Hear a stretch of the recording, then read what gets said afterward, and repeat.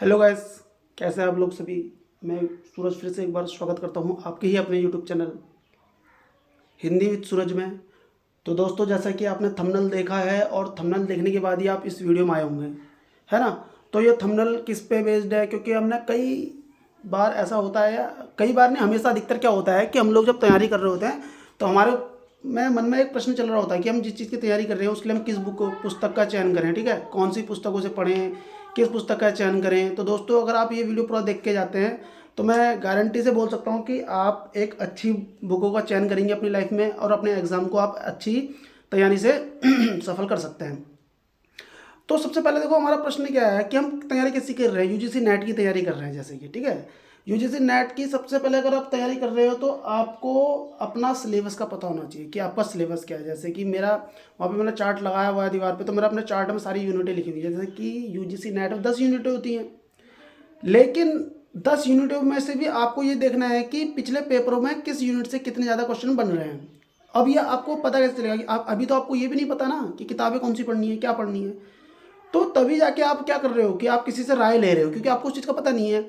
हमने वो चीज़ें पढ़ रखी है, बारीकी से सारी चीज़ें पढ़ी हुई हैं, तो तब जाके हम भी ये वीडियो बना रहे हैं, है ना। क्योंकि ये वीडियो जो भी देख रहा है, अगर मान लो मैं कुछ भी वीडियो ऐसी बुक दे दूं और ऐसी बोल दूं अपने मन से, तो उसका कोई बेनिफिट नहीं है। आप भी बाद में देखोगे, पढ़ोगे और बाद में बोलोगे यार क्या बुक बकवास बुकें बता दी, इसका तो कोई लॉजिक था भी नहीं।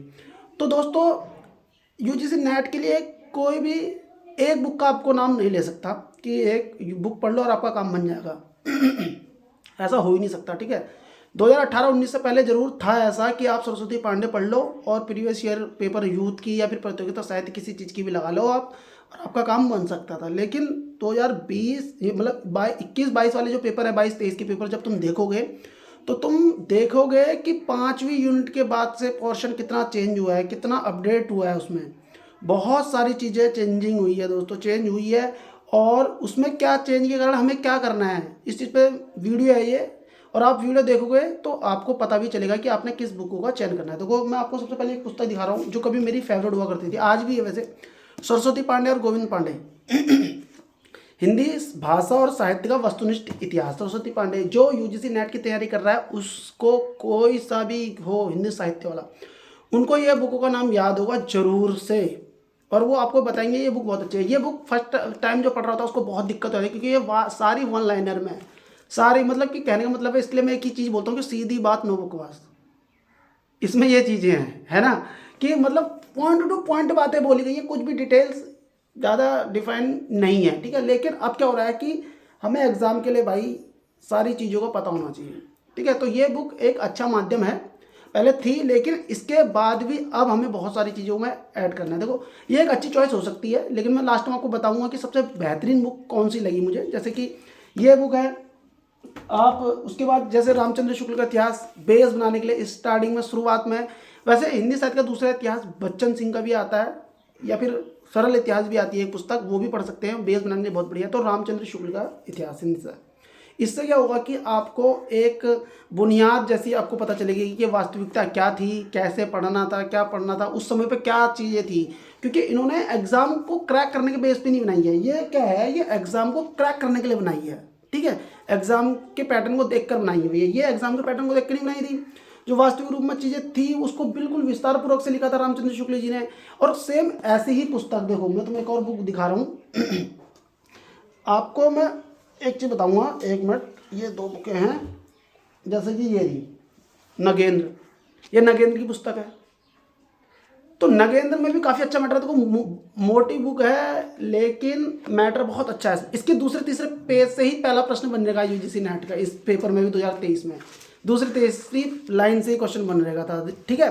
मैं आपको बता भी देता हूँ क्वेश्चन क्या बना था कि जनता की चित्तवृत्ति बहुत कुछ राजनीतिक, सामाजिक और सांप्रदायिक तथा धार्मिक परिस्थितियों के अनुसार होती है। रामचंद्र शुक्ल का कथन था, उन्होंने बोला था कि जनता की चित्तवृत्ति किसके आधार पर नहीं होती, प्रश्न बना था। उसमें ऑप्शन था राजनीतिक था, सामाजिक था, सांप्रदायिक था, धार्मिक नहीं था, उसकी जगह पे सांस्कृतिक लिखा हुआ था, और आई थिंक वही उसका आंसर था, ठीक है। राजनीतिक होती है, सामाजिक होती है, सांप्रदायिक होती है और धार्मिक भी होती है। तो ये पुस्तक के दूसरे पेज से देखो क्वेश्चन बन गया था। नगेंद्र भी बहुत अच्छी बुक है, बेस बनाने के लिए कह सकते हैं हम। लेकिन एक बुक है जो राजस्थान पब्लिकेशन वालों की है ये, बहुत अच्छी बुक भी लगी मुझे। मनोज मिश्रा की बुक है ये। किसकी है? मनोज मिश्रा की दोस्तों। इसको भी आप पढ़ सकते हो, ये भी बहुत बढ़िया बुक है। लेकिन आप अगर वीडियो का एंड तक बनेंगे, लास्ट तक बने रहेंगे, तो मैं इन पुस्तकों से भी चयनित हुई पुस्तकें बताऊंगा आपको कि आपने क्या पढ़नी है। आपको सीधे मतलब कि एग्जाम से आने वाली चीज़ें उस बुक में आपको मिल जाएंगी सीधे। देखो मनोज मिश्रा, ये किसी टाइम पर एक हिंदी का चैनल हुआ करता था पुल की वर्ड नाम से, पूजा मैम का, मैं मेरे आदर्श हो, मैं उनको बहुत मानता हूँ। उन्होंने हालांकि पढ़ाना छोड़ दिया, उसके बाद मैं यूट्यूब पे गया भी नहीं ज़्यादा, मैंने फिर ज़्यादा किसी को फॉलो नहीं किया। 2-4 अभी भी हैं, 1-2 यूट्यूब चैनल जिनको मैं कभी फॉलो कर लेता हूँ, लेकिन पर्सनली मैं दिल से बोलूँ तो फिर मैं उसके बाद कभी यूट्यूब पे ज़्यादा गया नहीं। पुल की मैम ये मुझे गिफ्ट हुई है राजस्थान से, मेरे लिए पर्सनली पूजा मैम ने भेजी थी।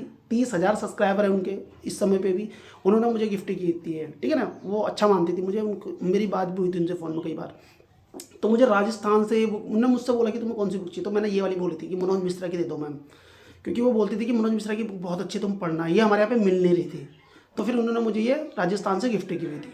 तो ये भी काफ़ी अच्छी है, अच्छी चीज़ है इसमें भी। लेकिन मैं जो सबसे बढ़िया तुम्हारे लिए अभी फ़िलहाल मैं तुम्हें एक चीज़ बताऊँ ना दोस्तों, आप सबसे बेहतरीन तैयारी के लिए इसका प्रयोग करो, दृष्टि का। दृष्टि को आप ले सकते हैं, दृष्टि बहुत बढ़िया बुक है, बहुत बढ़िया। अगर आप इन सारी बुकों को ना भी पढ़ के सिर्फ दृष्टि को पढ़ते हैं ना, दृष्टि को, आपका काम बन जाएगा, ठीक है ना। मैं गारंटी से बोल रहा हूँ, ठीक है। आपने दृष्टि ले लेनी है, इसको पढ़ना है बार बार। एक बार खत्म कर ली दोबारा पढ़ो, एक बार खत्म दोबारा पढ़ ली तिबारा खत्म करो, तिबारा पढ़ लो, है ना। और मैं तुम्हें एक चीज़ बोलूँगा, एक बुक मत लेना कभी भी यूजीसी नेट के लिए, एक बुक आप मत लेना, क्योंकि आपके 400-500 रुपये ख़राब हो जाएंगे, मेरे को ऐसा लगता है। हालांकि ये कोई आप ले सकते हो फिर भी, बट मैं किसी को भी ये सजेस्ट नहीं करूँगा। ये रही प्रतियोगिता साहित्य की, इसके अंदर इतनी त्रुटियाँ है ना भाई साहब, बहुत ज़्यादा। सन तो इतने, एक तो कम सन दे रखे हैं इसमें, और ऊपर से गलत सन दे रखे हैं इसमें। और जब मैंने पहली बार पढ़ी थी तो मैं इतना डिप्रेशन में आ गया था। मैंने पांडे को पढ़ा, फिर इसको पढ़ा, तो सन इतने मिसमैच हो गए, इतने ज़्यादा मिसमैच हो गए कि मैं कंफ्यूज हो गया यार, मैं किसको सही मानूँ किसको गलत मानूँ। फिर मैं यूथ का मैंने प्रैक्टिस सेट मारा, प्रीवियस ईयर का प्रैक्टिस सेट किया मैंने, तो फिर मैंने देखा कि भाई इसके सन गलत हैं, ठीक है। और लेकिन इसमें फैक्ट काफ़ी अच्छे दिए हुए हैं, जानकारी अच्छी दी हुई है। जो फैक्ट हैं, जो जैसे कोटेशन हो गई, किसी चीज़ की डिटेल्स हो गई, वो चीज़ें इसमें अच्छी हुई हैं, अच्छी देर की है। लेकिन किसी की रचना से संबंधित जो फैक्ट होते हैं या फिर रचना से संबंधित सन, ये चीज़ें इसमें थोड़ा सा गलत है। इसलिए मेरा दिल करता नहीं, क्योंकि इतनी मेहनत से याद करो, जैसे तैसे उन्हें रटो, उसके बाद वो चीज़ पता लगे कि तुमने गलत रट दी है, वो तो तुम्हें गलत याद हो गई, दिमाग में अच्छे तरीके से छप गई है, लेकिन गलत चीज़ें थी वो, तो बहुत ज़्यादा कन्फ्यूजन आता है। तो इस बुक को आप अवॉइड कर सकते हैं, बट लेकिन आप चाहें तो आप यूज़ कर सकते हैं भाई, प्रयोग कर सकते हैं इस बुक का, बट मैं नहीं करता। मैं अपना बताऊँ तो मैं नहीं पढ़ता इससे कभी भी, मुझे बहुत डर लगता है इस बुक को देखकर, ठीक है। अब देखो मैंने आपको क्या बोला, आपने सबसे पहले ये कवर कर लेनी है। अब इसकी भी एक वीक पॉइंट बता देता हूँ आपको। वीक पॉइंट मेरे हिसाब से क्या है इसमें वीक पॉइंट, और नहीं भी है ऐसे बोल सकता हूँ मैं। इसमें जो बाकी की 5 से 10 यूनिटें हैं ना, वो दे तो रखी है, लेकिन अब का जो पैटर्न है दोस्तों, आज का जो पैटर्न है ना, वो बहुत तगड़ा हो गया है।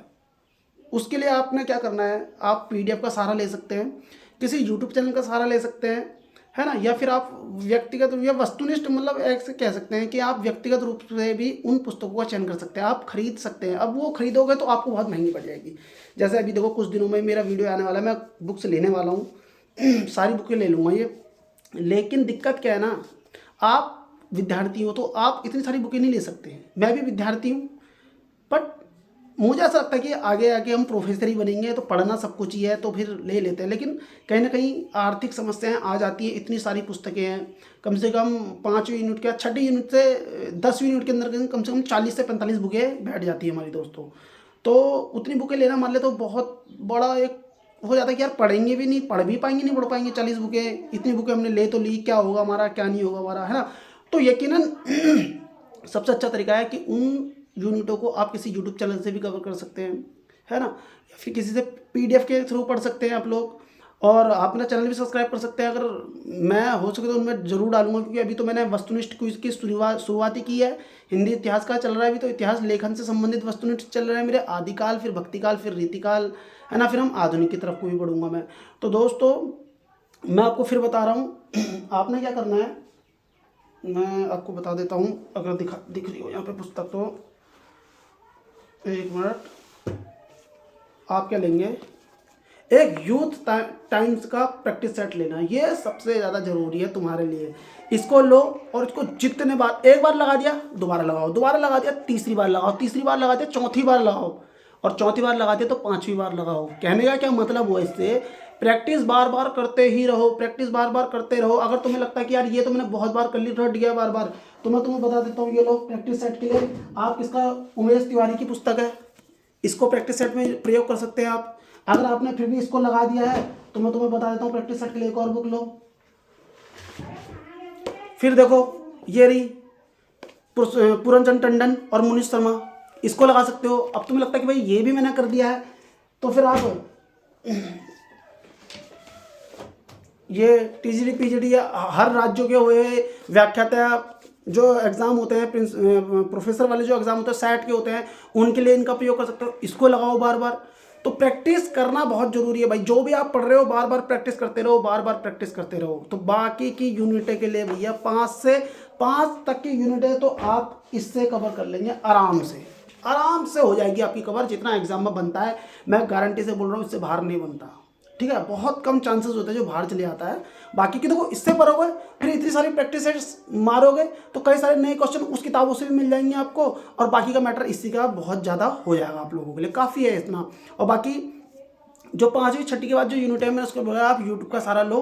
कहने का क्या मतलब है, इनकी जो फैक्ट हुए हैं इनके फैक्ट अच्छे हैं, लेकिन इन्हीं के सहारे मत रहना।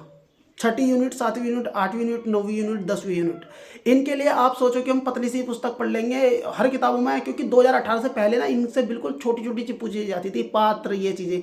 और पात्र का भी क्या लेवल होता था वहाँ, 4 पात्र इधर 4 पात्र इधर। आज का लेवल देखो, उसकी 4 पात्र में भी वो पूछ रहा है इनकी माँ कौन थी, इनकी पत्नी कौन है, निम्न में से 5 पात्र दे दे रहा, बोल रहा है इनमें से कौन सा नहीं है।